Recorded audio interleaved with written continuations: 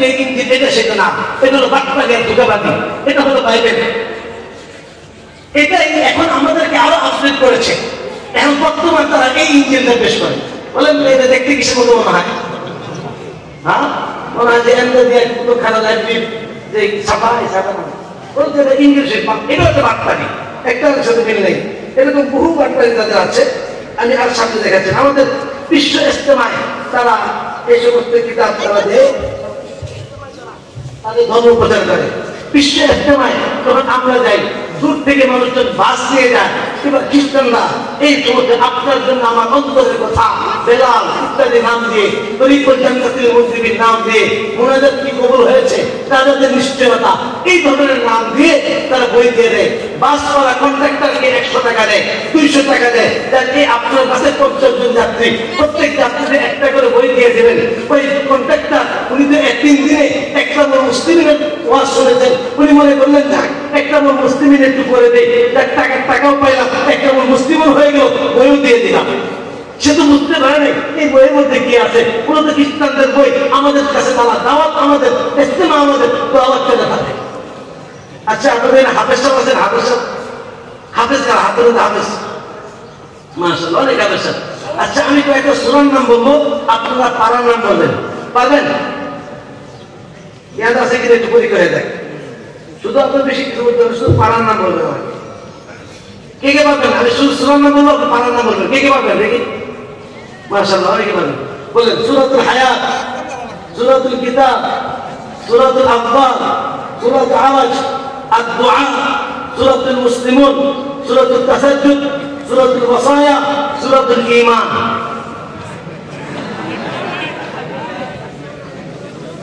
ভাই আপনারা তো হলেন হাফেজ মানুষ, এই জন্য আপনার কাছে নাও থাকতে হবে। আমার কাছে ডিগ্রি একটা বেশি আছে, আমি বলছি গাইডে হাফেজ, গাইডে একটা ডিগ্রি বেশি আছে না। এই দেখেন, এটা লিখতে সূরা মুসলিমুন, আউযুবিল্লাহ বিসমিল্লাহ কিছু নাই কিন্তু, কারণ আউযুবিল্লাহ থাকলে তো শয়তান দূর হবে, আর শয়তান দূর দিতে এমনি বসা দূর হবে কেমনে? দেখছে সূরাতুল মুসলিমুন, আলিফ লাম সাদ মিম, কুল ইয়া আইয়ুহাল মুসলিমুন ইন্নাকুম লাফি দালালিন বাঈদ।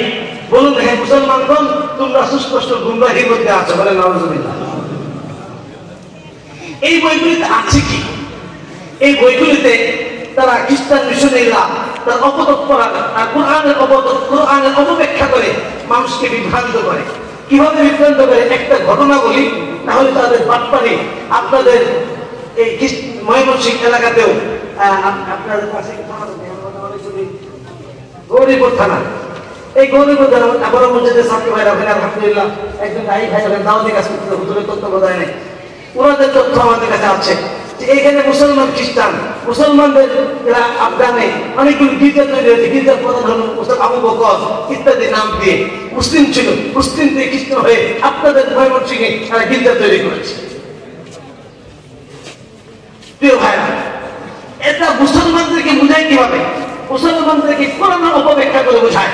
একটা ঘটনা বলি, বললে তো বিষয়টা আপনাদের সামনে ফুটে উঠবে। আমরা একবার গেলাম দিনাজপুর জেলা পার্বতীপুর থানা মুন্সিপাড়া গ্রাম, মসজিদের সামনের বাড়ির লোকজন খ্রিস্টান।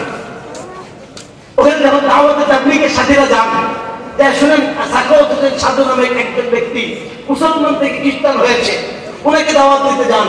দাওয়াত দিলে উনি বলেন, আমার কিছু প্রশ্ন আছে, আপনারা যদি উত্তর দিতে পারেন তাহলে আমি ফিরে আসবো, যদি উত্তর দিতে না পারেন তাহলে আপনারা আমার প্রশ্ন শুনবেন।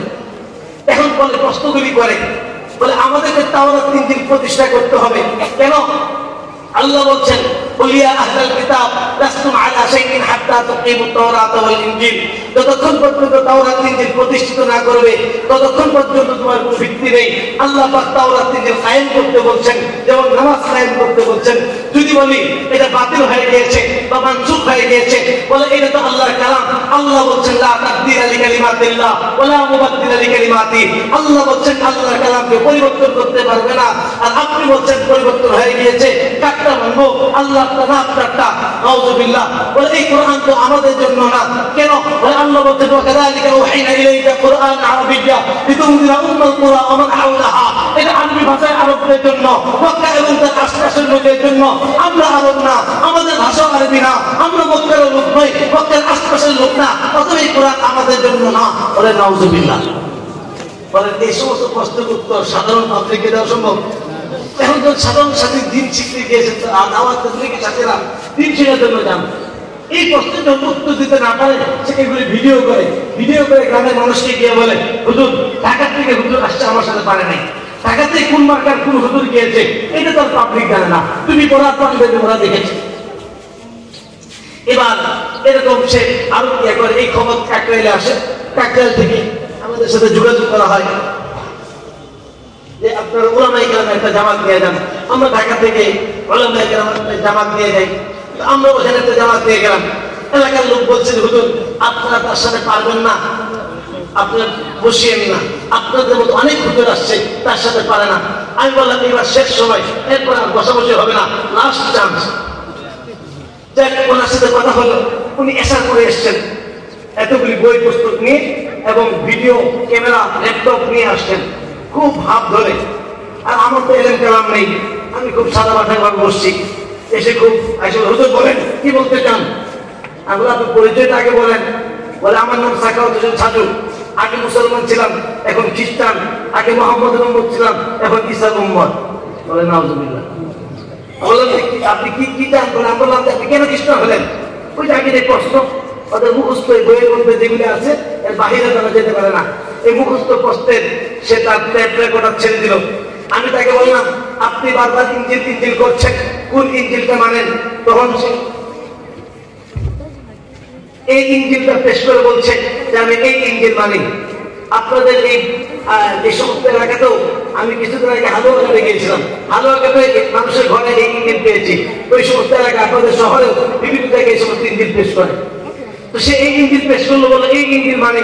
আমি বললাম এটা তুমি ইঞ্জিল শরীফ না, এটা হলো কোরআনে বর্ণিত যে ইঞ্জিল, এটা সেটা না। কারণ এই ইঞ্জিল সম্পর্কে আমাদের সাধারণ মুসলমানদের বিশ্বাস হলো এটা ইঞ্জিল শরীফ, তবে খ্রিস্টানদের জন্য। আর আমাদের ওলামাদের সাথীদের এটা বিশ্বাস হলো এটা ইঞ্জিল, তবে বিকৃত। আর হাকিকতা বাস্তবতা হলো এটা ইঞ্জিলেই না। হাকিকত কি? এটা এটা ধোঁকাবাজি আর বাটপানি। আমি তাকে বললাম যে এটা তো ইঞ্জিল নয়। আমি বললাম সত্যি করে বলুন, বাইবেল নামে কোন কিতাব আল্লাহ কোন নবীর উপরে পাঠিয়েছেন? উনি কথা বলেন না, না সব কিতাব বলে ইঞ্জিল এই দেশে। আমি বললাম কথা একটা উত্তর দেবেন, বাইবেল নামে কোন কিতাব আল্লাহ কোন নবীর উপরে পাঠাইছেন কি পাঠান নাই? তো উনি বলেন এলাকা বলতে আজকে উত্তর দেন। এখন সে বলতেছে না, বাইবেল নামে কোন কিতাব আল্লাহ পাঠান নাই, বাইবেল আল্লাহর কালাম না। আর এই কিতাবটা হলো বাইবেলের অংশ। বাইবেলের দুইটা অংশ, একটা নিউ টেস্টামেন্ট, একটা ওল্ড টেস্টামেন্ট, একটা নতুন নিয়ম, একটা পুরাতন নিয়ম। এই নতুন নিয়মটার উপরে শুধু মুসলমানদেরকে ধোঁকা দেওয়ার জন্য নাম লিখে দিয়েছে ইঞ্জিল শরীফ, এইটুকু লেখা আছে। শুরুতে লেখা আছে এ translation of the new testament, এটা নতুন নিয়মের একটা অনুবাদ। তারা ভালো করে জানে একজন মুসলমানকে বাইবেল দিলে সে মুসলমান গ্রহণ করবে না, একজন মুসলমানকে নতুন নিয়ম দিলে মুসলমান গ্রহণ করবে না। এই জন্য মুসলমানরা বিশ্বাসকে তারা খুঁটি বানিয়ে এই দুর্বলতাকে ব্যবহার করে। কারণ মুসলমানরা পূর্ববর্তী কিতাবের উপর বিশ্বাস রাখে, ইঞ্জিলের উপর বিশ্বাস রাখে, তাওরাতের উপর বিশ্বাস রাখে। বাইবেলটার উপরে ইঞ্জিল নাম দিয়ে মুসলমানকে খাওয়ানোর চেষ্টা করে। আমি তাকে বললাম এটা ইঞ্জিল না, এটা বাটপাড়ি। অনেকগুলি বাটপাড়ির কথা বললাম। এক নম্বর হলো এই দেখেন লোগো, এই লোগোটা কাদের?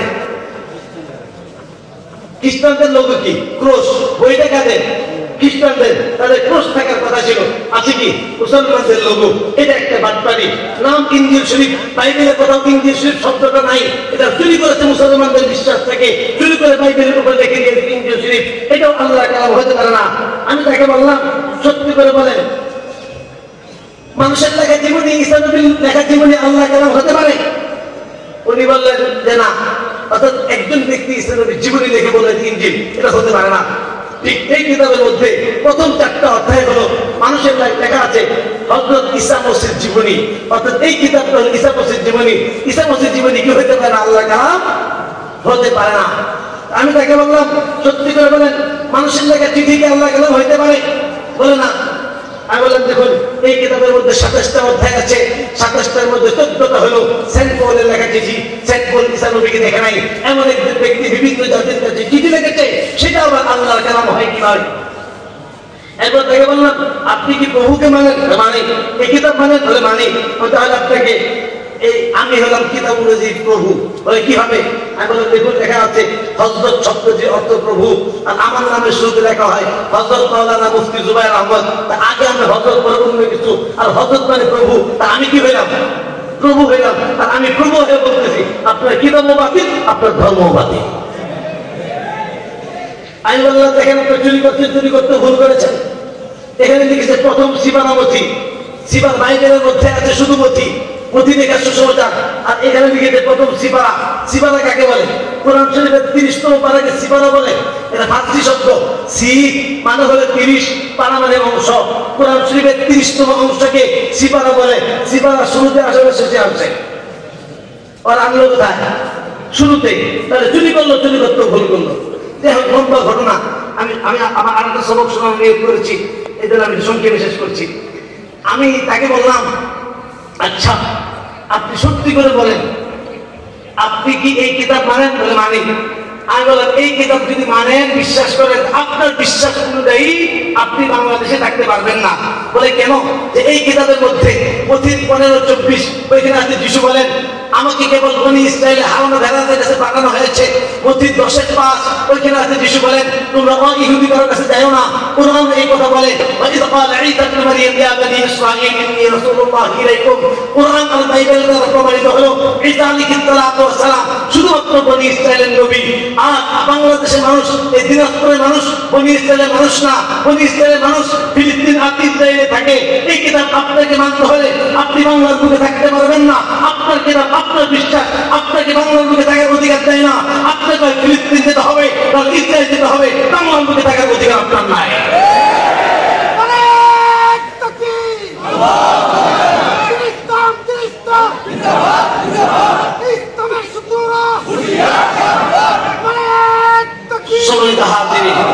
আমি তাকে বললাম সত্যি করে বলুন আপনি কি ঈসা মসিহকে বিশ্বাস করেন? হ্যাঁ অবশ্যই বিশ্বাস করি। বললাম তাহলে একটা পরীক্ষা দিতে হবে। বলে কি পরীক্ষা করেন? বাইবেল তাদের কিতাবের মধ্যে আছে মাত্র 16 নম্বর অধ্যায় 17 নম্বর পদ। ওইখানে আছে যিশু বলেন আমার প্রতি যদি কারো বিশ্বাস থাকে তার মধ্যে চিহ্নগুলি দেখা যাবে। নাম্বার 1 তারা বন্ধ করতে ছাড়াবে। নাম্বার 2 তারা নতুন নতুন ভাষায় কথা বলবে। নাম্বার 3 তারা হাতে করে সাপ করে ধরবে। নাম্বার 4 ভীষণ বিষয় যাবে, কোনো ক্ষতি হবে না। নাম্বার 5 রোগীকে হাত দিলে রোগী ভালো হয়ে যাবে। আমি বললাম 1 নম্বর বন্ধ হত্যা ছাড়ান। বন্ধ হত্যা কি? এ নিয়ে খ্রিস্টানদের মধ্যে একতলাপ আছে, যেহেতু মুখতালাফ মাসআলা, এই জন্য পরীক্ষাটা মাফ করে দিলাম। নাম্বার 2 আপনি নতুন নতুন ভাষায় কথা বলতে পারবেন। আমি বললাম আপনি একটু আমার সাথে আরবিতে কথা বলেন। হাদিম আইবুল লুগা আরবিয়া।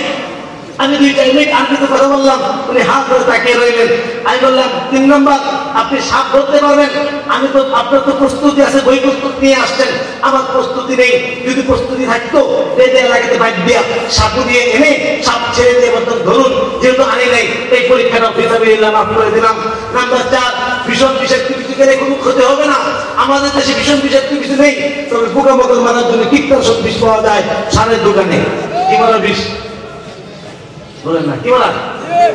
যে এক বোতল বিষ আনি, এখন আর কথা বলে না। আমি বললাম নাম্বার 5 রোগীকে হাত দিলে রোগী ভালো হয়ে যাবে। আপনি থেকে ল্যাম্প হসপিটাল কেন? ওইখানে খ্রিস্টানদের একটা হসপিটাল আছে, ল্যাম্প হসপিটাল। ঢুকতে waiting room, reading room, waiting রুমে তাদের ভিডিও ছাড়া প্রচারিত, তাদের যারা খ্রিস্ট ধর্ম প্রচার করে এমন ভিডিও ছাড়া মানুষ দেখছে। আর পাশে রিডিং রুমে দেশি বিদেশি অর্থাৎ বাংলাদেশি এবং বিদেশি আমি 2 জন লোককে দেখেছি। একজন হলো ইতালিয়ান আর একজন দক্ষিণ কোরিয়ান। 2 জন ব্যক্তি করে আমার নিজের সাথে দেখা হয়েছে। ওরা বাংলা ভাষা জানে, বাংলা ভাষা বুঝে। এদেরকে দেখে এই সমস্ত বই দিয়ে তাদেরকে খ্রিস্ট ধর্মে দাওয়াত দেয়। তো আমি তাকে বললাম যে চলেন আমার সাথে ল্যাম্প হসপিটালে যাবেন, যেহেতু রোগীকে হাত দিলে রোগী ভালো হয়ে যাবে। ল্যাম্প হসপিটালে যাবেন, সব রোগীকে হাত দিবেন আর সব রোগী রিলিজ করে দেওয়া হবে। এখন বলে হুজুর আমাদের ঈমান পরিপূর্ণ হয়নি।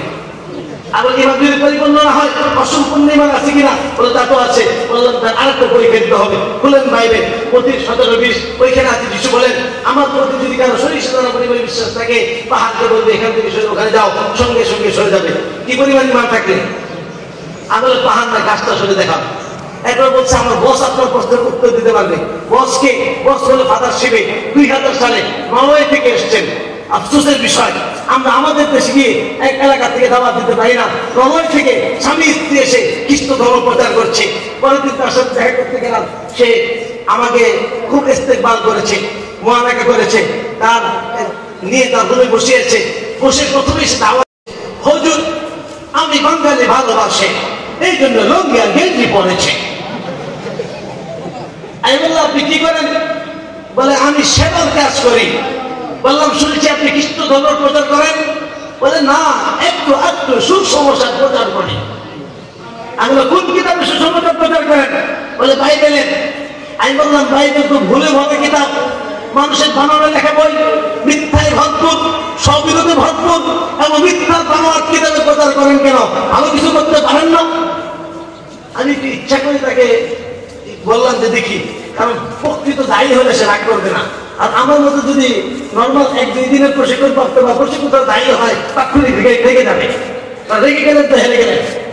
এবং সে দেখলাম কৃত্রিম হাসি দিয়ে বলতেছে, হুজুর আপনি একটা ভুল দেখাতে পারবে না, আর যদি পারি না পারবে না। আমি আমার ব্যাগ থেকে কেরি বাইবেল বের করলাম। কেরি বাইবেলের 2 বংশাবলী 22-2, ওখানে অহসীয় রাজার ঘটনা আছে। অহসীয় রাজা 32 বছর বয়সে জেরুজালেমের রাজা হয়, 8 বছর রাজত্ব করে, এরপর উনি মারা যান। 32 সাল 8 কত হয়? কত হয়? এরপর উনি মারা যান। উনি মারা যাওয়ার পরে ওনার ছোট্ট ছেলে রাজা হয়, তখন তার বয়স 42 বছর। বাবা মারা গেল 40 বছর বয়সে। ওই সময় ছেলের বয়স হলো 42 বছর। বুঝে থাকলে বলুন, বাবা থেকে ছেলে কয় বছরের বড়? বাবা থেকে কয় বছরের ছোট? আমি বললাম এই গাঁজাখুরি কথা আল্লাহর কারণে থাকতে পারে না। এমনি লাল মানুষ, চেহারা লাল, আরো চেহারা লাল হয়ে গিয়েছে। এর মাঝখানে তার ওয়াইফ আসছে। তাদের দাওয়াতি কৌশল হলো তারা প্রত্যেক গ্রামের মধ্যে চলে যায়। তাদের বিদেশি মানুষ, লম্বা মানুষ, গ্রামের মানুষ বিদেশি মানুষ দেখলেই একটু আকৃষ্ট হয়। আরো যদি বাংলা কথা বলে পিছনে পিছনে বাচ্চারা ছুটতে থাকে। এবার তারা ওই অসুস্থ মানুষগুলিকে গিয়ে বলে, ও আপনি অসুস্থ, ঠিক আছে আপনি ল্যাম্পে আসেন, আমাদের হসপিটালে আসেন, আমার কার্ড দিয়ে আসেন, আমার সাথে দেখা করবেন, আপনার চিকিৎসার ব্যবস্থা করবো। এবার তাদের সাথে যখন দেখা করতে যায়, তারা চিকিৎসা কমানোর চিন্তা করে, আর এই সুযোগটা নিয়ে তারা দাওয়াত দিয়ে খ্রিস্টান বানায়। সম্মানিত হাজিরিন, এত লম্বা ঘটনা, আমি বাকি আর সময় নিয়ে আমি যদি আরেকটা সবক শোনাবো। আমি শুধু এই ঘটনা বুঝাইতে চাই যে আজকে খ্রিস্টানরা সেই ওই সমস্ত দেশ থেকে এসে আমাদের দেশে জীবন রক্ষা করছে।